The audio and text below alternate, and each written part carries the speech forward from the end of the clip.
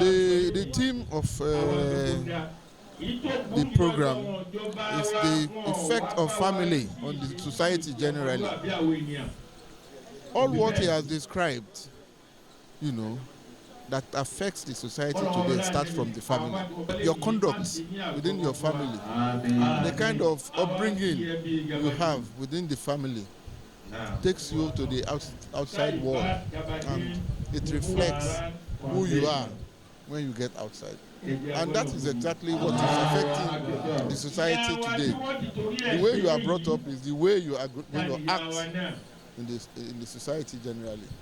The society is shaped towards the upbringing within the family. Our prayer is that may God spare our life to witness the next one, to complete this one and witness the next one.